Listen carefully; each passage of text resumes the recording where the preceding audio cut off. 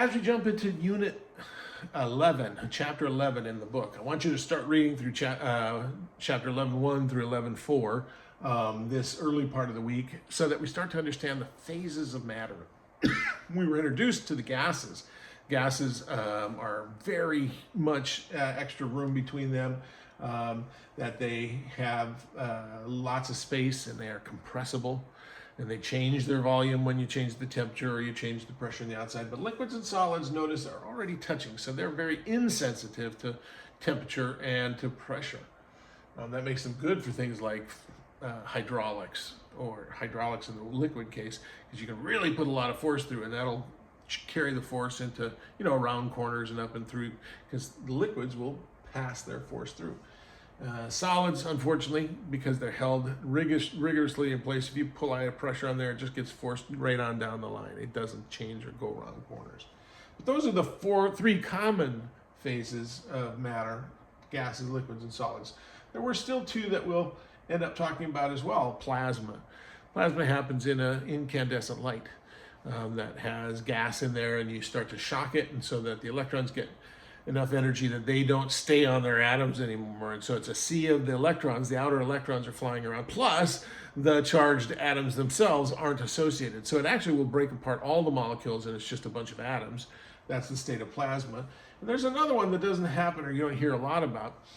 You may have heard that some cold substances become superconductive when they're cold enough, or they become superfluid. There's no resistance to flow.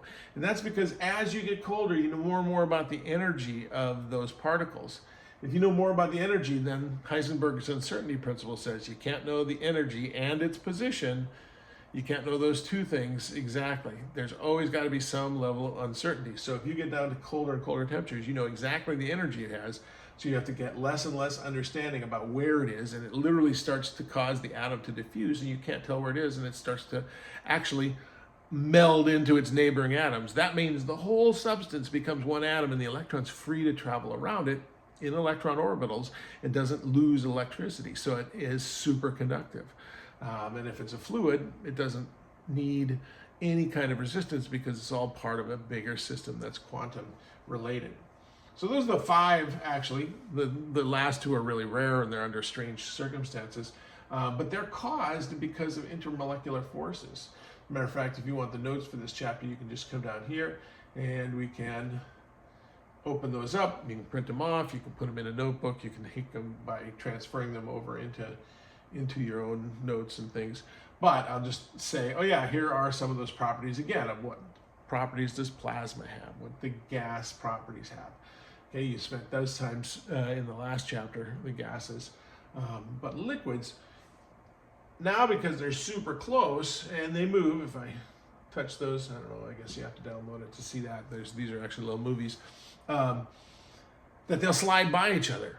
So the intermolecular forces we said weren't important in gases because they were moving so fast and by each other, they are not held by the other atom they run into. But liquids do. So where do intermolecular forces come from? If the molecule is polar, or if it's a long molecule. As a matter of fact, there's three ways that the intermolecular forces get generated. If you have something that's a liquid like butane, which has got 4 carbons, and you have another one that's nearby,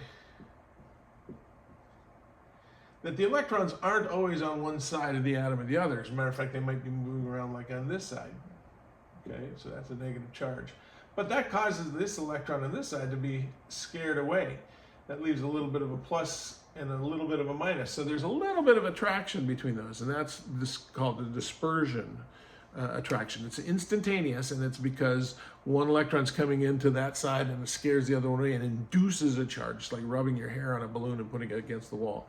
And so the longer those molecules are, the more you have, the more chance that there's going to be an interaction that causes an attraction. And they stick together.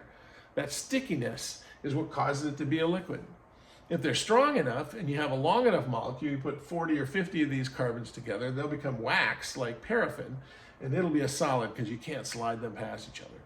Or if something's got a full charge like a C double bonded oxygen, this has got a little bit of a, minus, sorry. a little bit of a plus. Here we can swing down a little further. And so dispersion forces will cause something like methane, only 1 carbon long, not to have enough, so it's a gas, but 8 carbons long, that's gasoline, that's a liquid.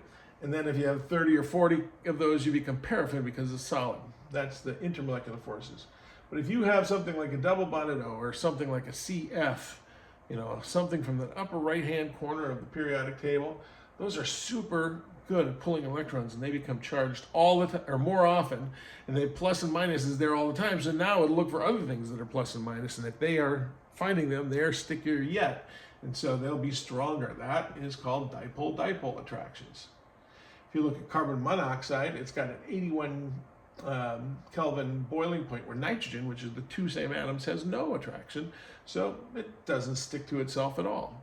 I mean, it shares it's equally. It might have a little bit of that dispersion force, but because the CO has a plus side to minus, the oxygen is a little bit better at keeping the electrons on. It finds another CO, carbon monoxide, a little bit more attractive, and that's why it's harder for it to boil. The last one are compounds with HN, HO, or HF. Water, for instance, HOH.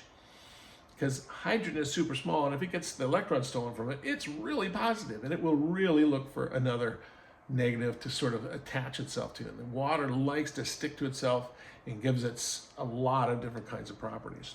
So those are some of the first introduction to sort of intermolecular forces, and they cause the molecules to be sticky, and because of that they are more likely to be like a liquid or a solid if they're strong enough.